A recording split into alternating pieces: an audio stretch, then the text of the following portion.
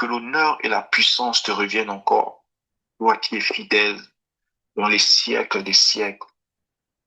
Amen. Ce soir, nous allons aborder un sujet très important, très, très, très important. On se pose peut-être ce genre de questions et pour d'autres, parfois, ils ne s'en posent pas. Le titre de ce soir, c'est revenir à l'essentiel.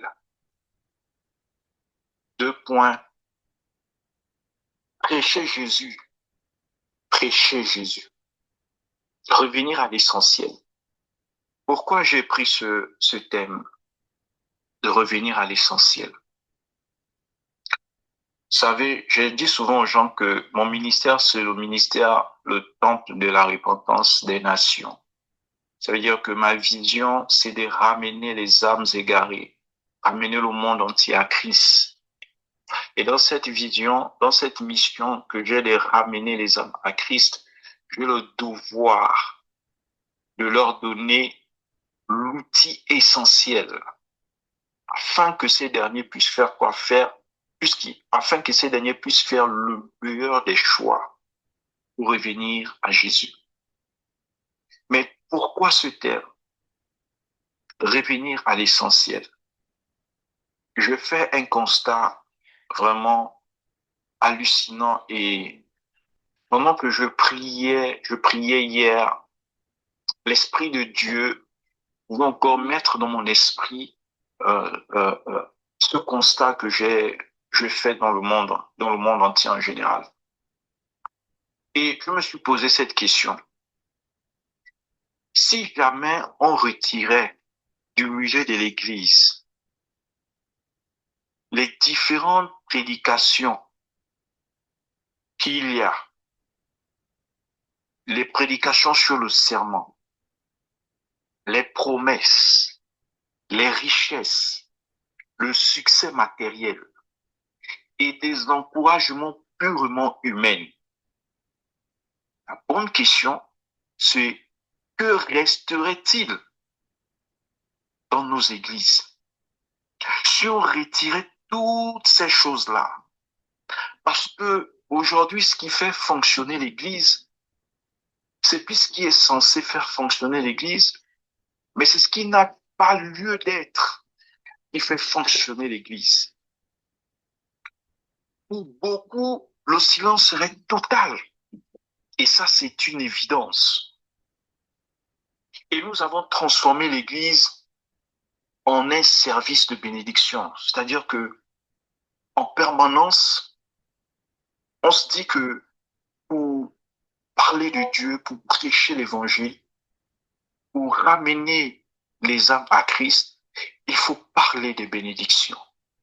Mais on ne peut pas guérir une maladie avec un médicament dont les symptômes ne correspondent pas.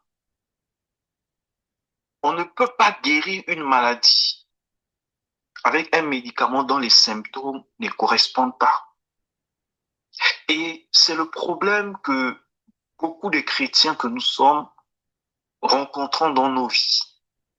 Aujourd'hui, on se pose les questions de savoir, mais pourquoi beaucoup de chrétiens se retrouvent dans la pédophilie, dans le vol, dans les détournements de fonds, dans l'impudicité, dans la fornication, dans l'adultère, dans le divorce.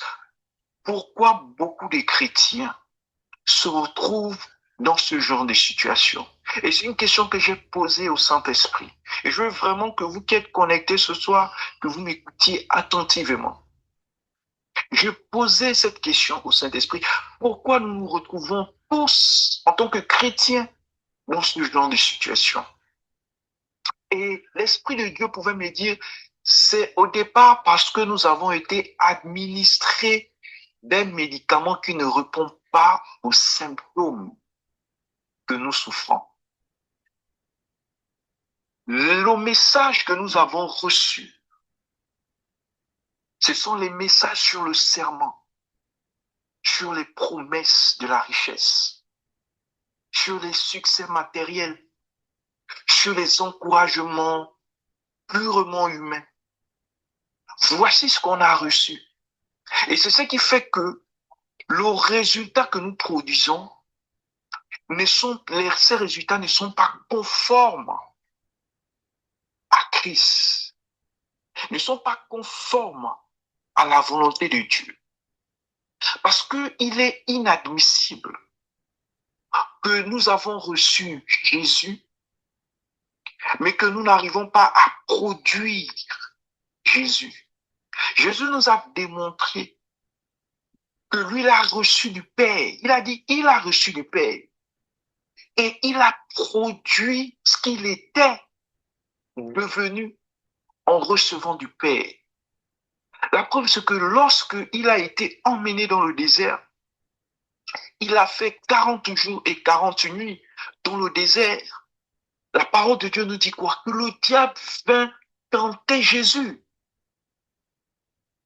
Si Jésus avait reçu les messages tels que le serment, les promesses de richesse, le succès matériel, les encouragements purement humains, Jésus aurait succombé à la tentation du diable dans le désert. Voici la particularité de ce que nous avons reçu et de ce que nous produisons. Parce que le diable est allé sur cette ligne-là pour pouvoir tenter Jésus. Et la Bible dit quoi? Que Jésus a rétorqué, pas avec ce que le diable lui a donné, mais ce qu'il a reçu de Dieu, qui a fait de lui ce qu'il est. Et c'est très important. C'est pourquoi j'ai dit dès le départ de mon message que si on retire de l'Église le serment, les promesses des richesses, le succès du matériel, les encouragements purement humains, on retire de l'Église les bénédictions, que Dieu va te bénir, on retire de l'Église que Dieu te donnera des enfants, le mariage, on retire de l'Église que Dieu te donnera le visa, Dieu te donnera. Si on retire tout ça de l'Église n'aura plus de vie. Je parle de l'Église du 21e siècle dans lequel nous nous trouvons. N'aura plus de vie. Pourquoi? Parce que l'essentiel a été perdu. L'essentiel a été perdu. Et c'est ce qui est le mal des chrétiens que nous sommes aujourd'hui. Je reviens sur ce que j'ai dit au départ. Quand j'ai posé la question au Saint-Esprit, mais pourquoi les chrétiens vivent comme des païens? L'homosexualité, on en trouve les chrétiens. L'impudicité, on en trouve les chrétiens. Les avortements, etc., le vol, les détournements, on en trouve des chrétiens. Pourquoi? Et comme je vous ai dit dès le départ, il m'a simplement dit, c'est parce que ce que nous avons reçu n'est pas compatible aux symptômes que nous avons. C'est-à-dire que à la nature que nous étions censés avoir, nous ne l'avons pas reçu. Nous avons reçu un autre traitement que le traitement que nous sommes censés avoir afin de guérir de ces choses-là. C'est Jésus qui guérit l'être que nous sommes de toute défaillance que le péché a injectée dans nos vies et non les bénédictions. C'est pourquoi moi j'ai souvent tendance à dire aux gens que ce qui est important, ce n'est pas de prêcher ce que Jésus donne, c'est de prêcher qui Jésus est. Pourquoi? Parce que les bénédictions découlent de sa présence. Mais c'est lui qui est le message. Les bénédictions n'apportent pas Jésus dans la vie des gens. La bénédiction n'est que le résultat du message qui est Jésus. Sans le message qui est Jésus dans notre vie, la bénédiction ne peut pas en découler. C'est pourquoi beaucoup aujourd'hui se retrouvent dans des choses floues en tant que chrétiens. Et on se pose des questions de savoir si réellement nous sommes des chrétiens. Parce que le chrétien est celui qui est calqué à l'image de Christ, pas dans la perfection, mais dans la façon de penser. Parce que la Bible nous a été donnée pour penser comme Christ, pour imiter Jésus. Ce n'est pas des bénédictions qui créent l'atmosphère de la présence de Dieu, mais c'est le message qui est Jésus, qui crée une atmosphère de bénédiction dans notre vie. La raison pour laquelle mon thème est bien constitué, revenons à l'essentiel. Je ne m'asserai jamais pour prêcher au-delà de ce que Dieu est. Voici le message que nous sommes censés répandre dans le monde entier. La Bible nous dit, allez dans les nations, allez dans les nations.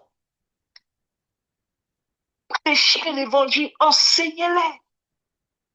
À observer quoi? Tout ce que je vous ai prescrit. Tout ce que je vous ai prescrit. Dieu ne nous a pas prescrit les bénédictions. Jésus a dit, allez, baptisez-les au nom du Père, du Fils et du Saint-Esprit. Apprenez-leur à observer mes commandements. Dans les commandements à observer, il n'y a nulle part où s'écrit bénédiction, serment sur les promesses, les encouragements. Il n'y a pas ça. Il a dit, allez, enseignez-les ce que je vous ai prescrit. Et je serai avec vous. Je serai. Ça veut dire que la condition pour que Jésus soit avec nous, il faut que nous enseignions aux gens les recommandations de la parole de Dieu, qui est le message lui-même, Jésus. Nous sommes au 21e siècle, nous approchons la fin du monde. La fin du monde approche. Et nous ne connaissons pas encore notre position actuelle. Quand la Bible dit que la bonne nouvelle sera prêchée dans le monde entier et viendra la fin, en aucun cas elle ne fait référence aux biens matériels, aux bénédictions. Parce que ce qui te sauvera, toi qui écoutes aujourd'hui, c'est la connaissance. La connaissance, pas les bénédictions. Ce qui a sauvé Jésus des griffes du diable dans le désert après 40 jours dans le jeûne et la prière, c'est pas parce que Jésus avait la capacité de transformer une pierre de pain, une pierre en pain, mais c'est parce que Jésus avait la connaissance. Et je le dis souvent, que le diable ne fuit pas parce que vous avez l'onction. Le diable n'a pas fui, ne s'est pas retiré de Jésus parce que l'onction de Jésus elle était trop forte. La preuve, c'est que après 40 jours sans manger, sans boire, la puissance que Jésus avait, l'onction que Jésus avait cette époque, à cet instant-là, même toi, tu ne pouvais pas l'approcher. Non, même toi, tu ne pouvais pas l'approcher parce que c'était un être de nature divine. Mais qu'est-ce qui se passait? Le diable a approché Jésus. Mais qu'est-ce qui a repoussé le diable? C'est la connaissance. Parce que Jésus ne disait pas autre chose que ce qui était et ce qui restera à jamais. Les prophéties vont passer, la bénédiction va passer, mais ce qui restera, c'est le Fils de l'homme, Jésus-Christ. C'est Jésus qui restera dans nos vies. C'est Jésus qui nous ouvrira les portes du paradis. C'est Jésus le sceau de la résurrection. C'est Jésus le sceau de l'enlèvement. Je vous parle avec beaucoup de douleur. Parce que je vois ce que le monde produit. Je vois ce que les chrétiens produisent. Il n'y a pas de différence. La différence doit être faite dans la connaissance. Dans la connaissance. Revenir à l'essentiel.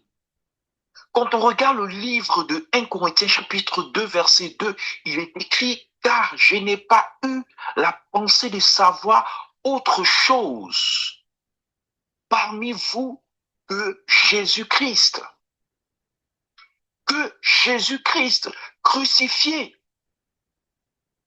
Ça déjà, c'est très important.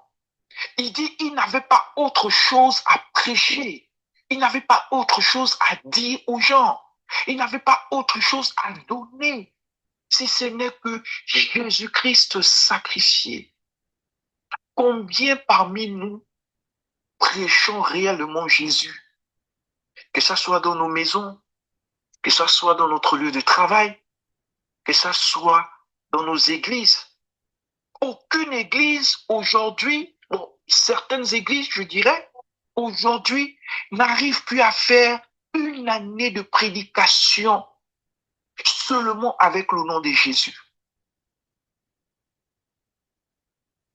Parce que ce qu'ils ont reçu, ce n'est que ce qu'ils vous donnent. Si j'ai reçu comment on appelle ça, le message de la prospérité, je ne vous donnerai que le message de la prospérité.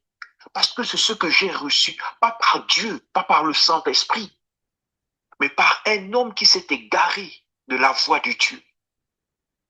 Si j'ai reçu le message de bénédiction venant des hommes de Dieu, je ne vous donnerai pas autre chose que les messages de bénédiction, parce que ce n'est que ce que j'ai reçu, pas de Dieu, pas du Saint-Esprit, mais des hommes qui se sont égarés. La Bible est claire dans le livre de Matthieu. Cherchez premièrement le royaume des cieux et sa justice.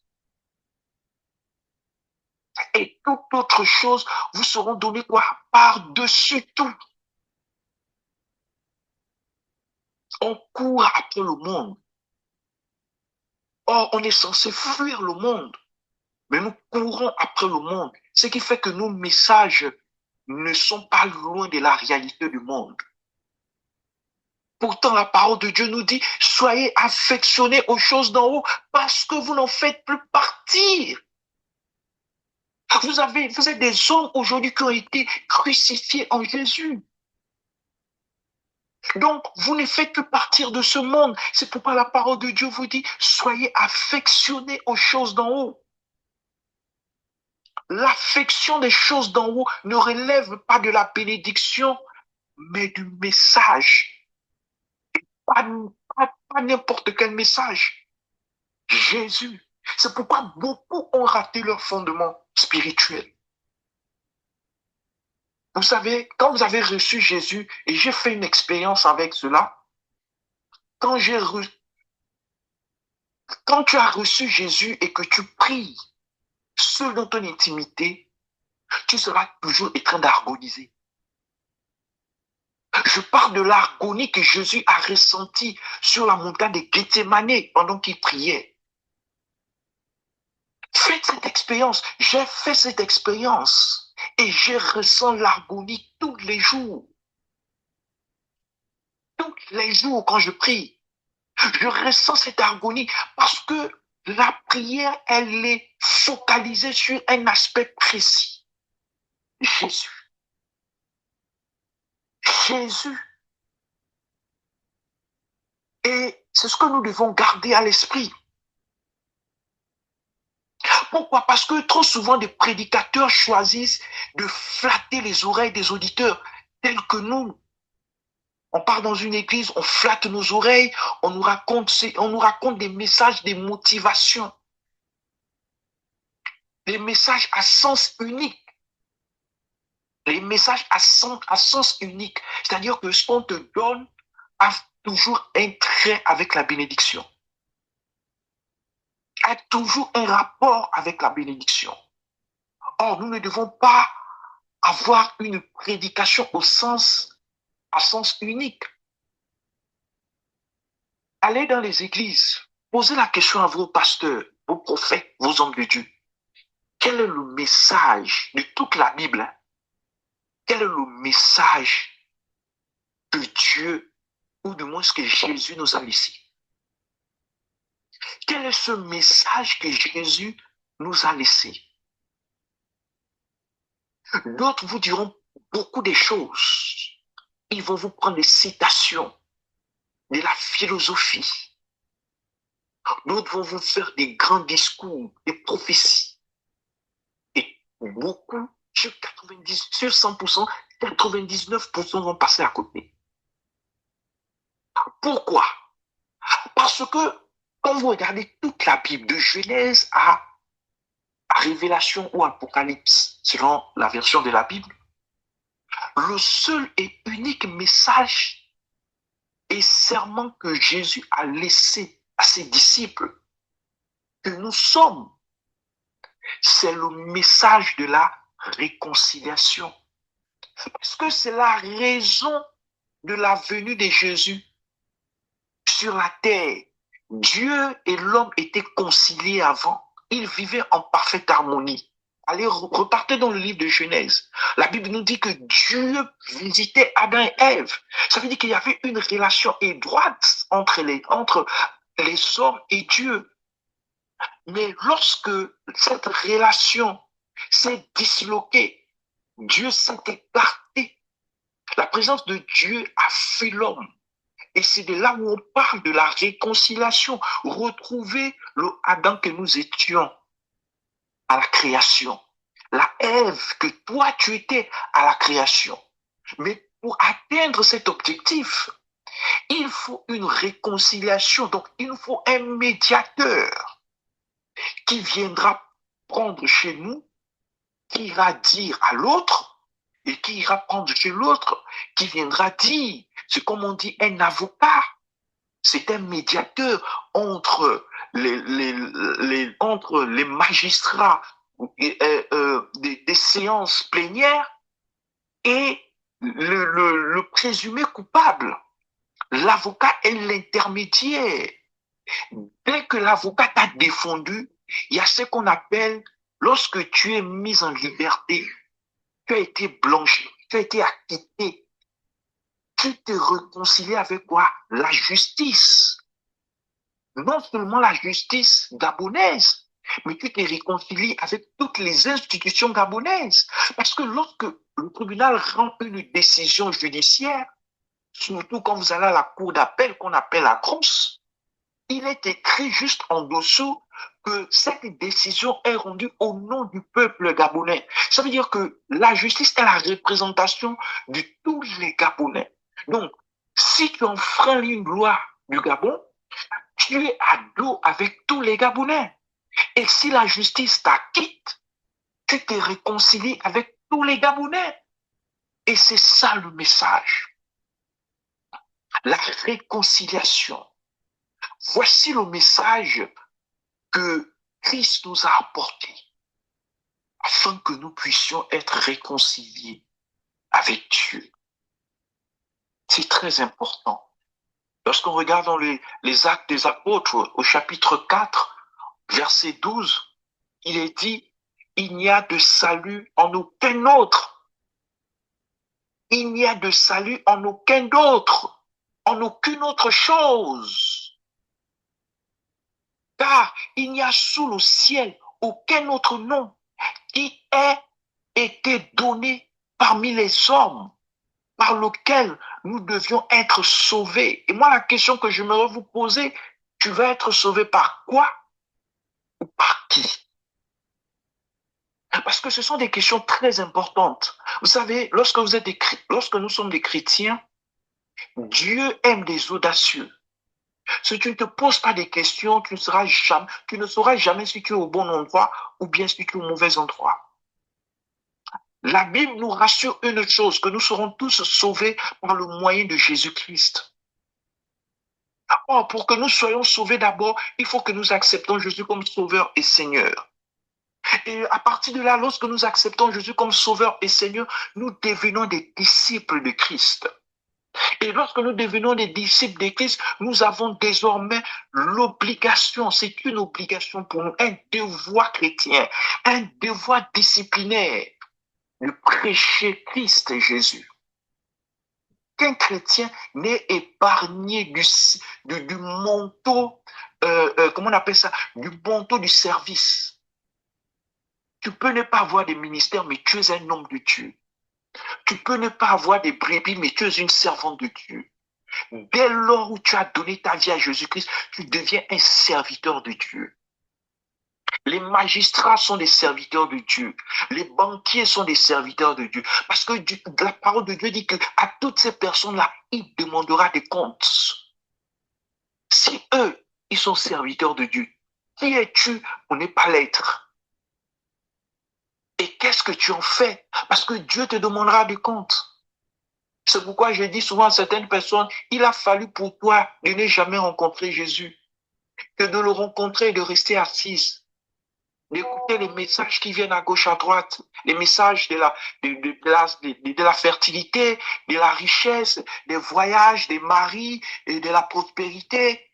Mais dans tout cela, aucun fondement, car la parole de Dieu nous dit, dans le livre, je crois, des apôtres, qui nous dit que l'apôtre Paul nous dit que aucun autre message, même si un ange t'apporte un autre message qui n'est que Jésus, qu'il soit anathème. L'apôtre Paul nous parle du fondement. Le fondement de tout chrétien, c'est Jésus. Donc, que ça soit un homme, que ça soit un ange, s'il t'apporte un autre message que celui de Jésus-Christ, qu'il soit anathème, qu'il soit anathème.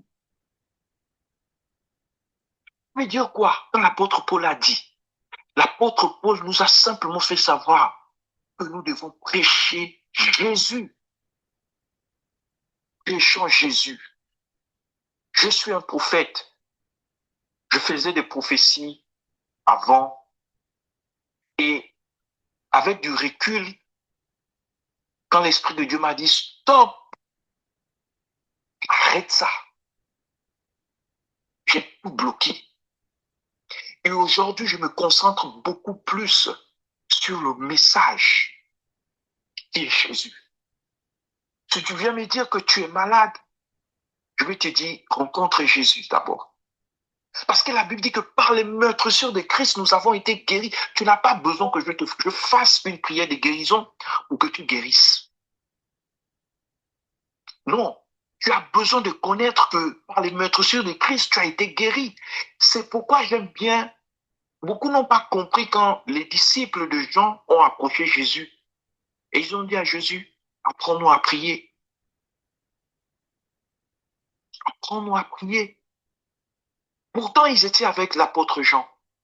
Mais pourquoi lorsqu'ils arrivent vers Jésus, ils disent à Jésus, apprends-nous à prier? Parce que Jésus savait exactement la prière qui était capable de changer la vie des hommes. Il savait exactement ce qu'il faut demander à Dieu. Pas comment le lui demander, mais ce qu'il faut demander. Et écoutez l'introduction de sa prière. Dites, notre Père qui es aux cieux, que ton nom soit sanctifié, que ton règne vienne, que ta volonté soit faite sur la terre comme au ciel. Vous voyez, rien que cette première phrase ne te parle que de la justice de Dieu, du royaume de Dieu et du nom de Jésus. Et après, donne-nous notre pain quotidien et pardonne-nous nos offenses comme nous pardonnons aussi. Ça veut dire que la première raison pour laquelle on marche avec Dieu, c'est d'abord d'établir sa justice dans notre vie.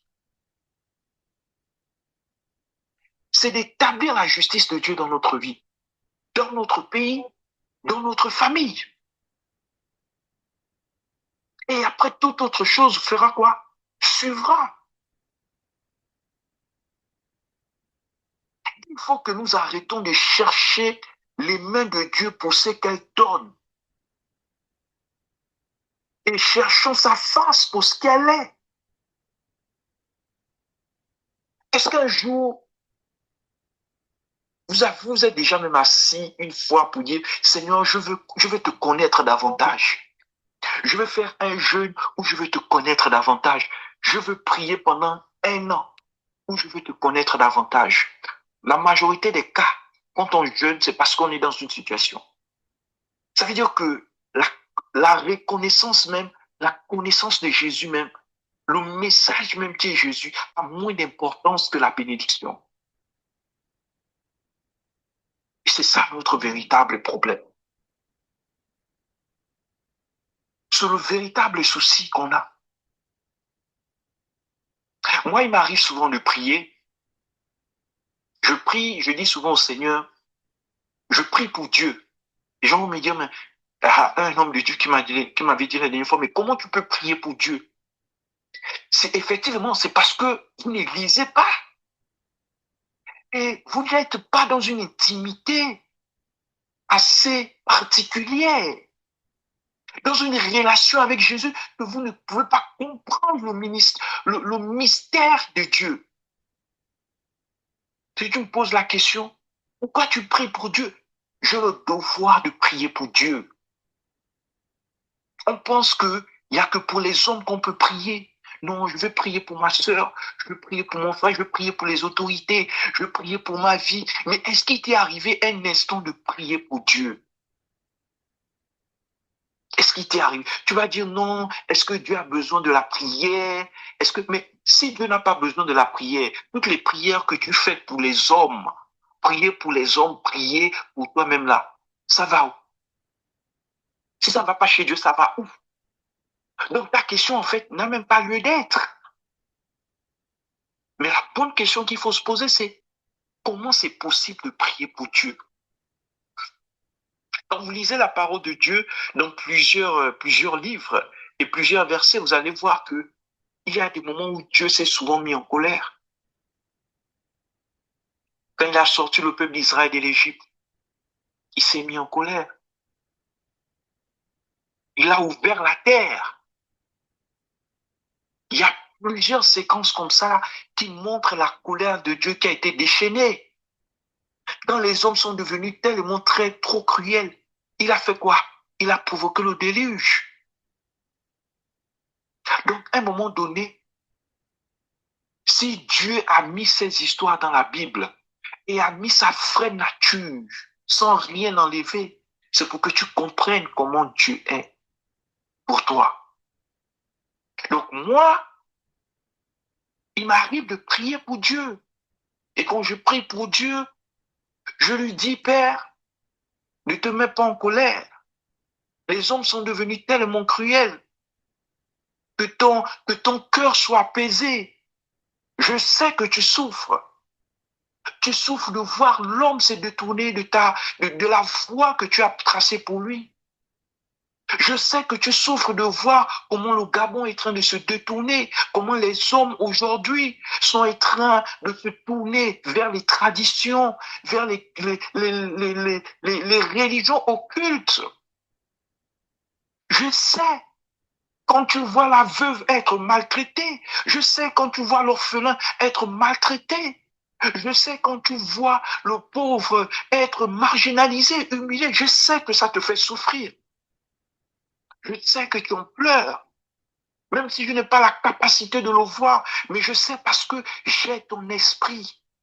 Ce que je ressens n'est pas le fruit de ma conscience, mais c'est le fruit de mon intimité, ma relation avec toi, par le moyen du Saint-Esprit que je le ressens. Donc, Père, apaise ton cœur, que ton cœur ne soit pas meurtri. Voici les prières, quand on dit prier pour Dieu, voici ce qu'on dit, j'ai prié pour Dieu. Dieu a besoin qu'on prie pour lui. Ben, il dit, oh non, il est souverain, il est plus l'infini, il n'a pas de fin, il n'a pas de commencement. Je reviendrai toujours sur ce que je dis, que si vos prières ne vont pas à Dieu, ça va où? Autant Vous voulez que Dieu exauce votre prière pour votre frère, autant vous pouvez aussi demander à Dieu d'exaucer votre prière pour lui-même, pour que son cœur soit apaisé. Tout cela n'est possible que par une relation extrêmement, extrêmement forte et intime avec Dieu. Extrêmement intime avec Dieu. Et ma prière, c'est qu'aujourd'hui nous changeons de message. Je vais toujours prêcher Jésus. C'est pourquoi je dis souvent aux gens que si vous décidez de venir dans mon église, sachez que vous n'allez jamais entendre autre chose que Jésus. Ce que je peux vous offrir, c'est Jésus. Parce que je sais que en vous offrant Jésus, Jésus a la capacité de vous donner tout ce que vous voulez. Mais mon message, c'est pas ce que Dieu vous donne, mais qui est Jésus pour vous et ce qu'il veut devenir pour vous et ce qu'il doit devenir pour vous. Voici mon message. Je sais, pour finir, je le dis et je le répète, après ces moments, quand tu as du temps, quand tout le monde de ta maison va s'endormir, cherche un coin dans ta maison, ou va même au laundry, ou bien à la cuisine, ou dans l'une des pièces vides, ou même dans un dépôt. Assois-toi là-bas et pose-toi des questions, juste 3 questions. La première, est-ce que tu es prête? C'est-à-dire que si l'enlèvement vient aujourd'hui, c'est-à-dire que l'enlèvement vient à 10 heures de demain, est-ce que tu es prête? Est-ce que au fond de toi, quand tu te regardes, tu crois que tu es prête? La deuxième question que tu devrais te poser, c'est depuis que tu as accepté Jésus, qu'est-ce que tu en fais de ce message? Dans le livre de Matthieu, je crois chapitre 29, chapitre 20 ou 29, verset partie 19, il dit quoi? Allez dans les nations. 28, 19. Péchez. 19, oui. Péchez l'évangile. Baptisez-les au nom du Père et du Fils et du Saint-Esprit. Apprenez-leur à observer mes commandements. Et moi, je serai avec vous tous les jours, jusqu'à la fin du monde. Qu'est-ce que tu en fais de ce message? Est-ce que tu cours toujours après les messages de la prospérité, des serments, des promesses, des messages d'encouragement, parce que c'est ce qu'on aime trop? Oh, là où on parle de beaucoup de bénédictions, non, parce que je ne fais pas d'enfants, je cours. Là où on parle d'enfants, où est un homme de Dieu, oui, je te vois, tu vas tomber enceinte l'année prochaine, dans 2 mois. Amen, amen, c'est là où tu accélères ton jeûne. Mais jamais tu n'as accéléré ton jeûne pour prêcher Jésus. C'est pourquoi je dis que on ne produit que ce que on consomme. Vous avez consommé ces messages-là, ce qui fait que les résultats d'aujourd'hui ne valent la peine d'être regardés, même d'être appréciés. Vous ne pouvez pas recevoir Jésus-Christ et produire le résultat du message qui est Jésus et être un chrétien, comment on appelle ça? Un chrétien de reproche. Tout le monde te reproche de quelque chose. Tu es un chrétien qui est dans la fornication, l'impudicité, la pédophilie, l'escroquerie, le vol, etc., etc. Ce n'est que le résultat de ce qu'on t'a donné. Parce que toutes ces bénédictions, aujourd'hui qu'on appelle bénédictions, je mets entre parenthèses, ne sont que le fruit de la manipulation démoniaque. Le diable te manipule avec ce qui est matériel. C'est la même chose qu'il a voulu faire à Jésus dans le désert. Il a voulu manipuler. Est-ce qu'il a manipulé Jésus avec le paradis? Oh non, je te donnerai une place au paradis. Non. Tout ce qu'il a proposé à Jésus se trouve sur la terre. Rien de ce qu'il a proposé à Jésus se trouvait dans le ciel. C'est pour dire qu'aujourd'hui, ce qu'on reçoit comme bénédiction n'est que le fruit d'une manipulation démoniaque. Et quand tu es rentré dedans, c'est fini. Tu n'en ressortiras plus si Jésus ne te délivre pas lui-même. Et la dernière question que tu dois te poser, c'est à quand commenceras-tu ton œuvre, ton ministère? Je vous ai dit tout à l'heure que le ministère, c'est pas d'ouvrir l'église. Dès lors que l'Esprit de Dieu vous révèle ce que je suis en train de vous dire, dès lors que vous avez accepté Jésus comme Sauveur et Seigneur, et que vous êtes penché à écouter la parole de Dieu, à la méditer, à la transformer en une arme de protection, vous devenez des disciples de Jésus obligatoirement. Et un disciple va en mission. Un disciple devient un serviteur. Nous, jusqu'à présent, nous sommes des disciples de Dieu. Hein? Nous sommes les disciples de Jésus. On n'est pas maîtres, nous sommes des disciples. Aujourd'hui, vous nous appelez serviteurs de Dieu. Non, homme de Dieu tel, homme de Dieu tel. Non, nous sommes des serviteurs de Dieu. Nous sommes des disciples de Christ. Nous avons tous le même titre. Dès lors, on a été baptisés du Saint-Esprit. Nous sommes devenus des disciples de Jésus. Alors, à toi qui as été connecté ce soir, qui a manifesté la présence de Dieu encore par, par la disponibilité de ton cœur, ce que je veux te dire pour clôturer, et qui est très important, si tu penses à ces 3 questions que je t'ai dit, tu connaîtras exactement où est ta place. Et tu sauras exactement ce qu'il y a lieu à faire. Parce qu'il ne suffit pas d'accepter Jésus et d'espérer voir le paradis. Il ne suffit pas d'avoir été béni par en ayant un enfant, une maison, un mari, etc., que tu verras le paradis.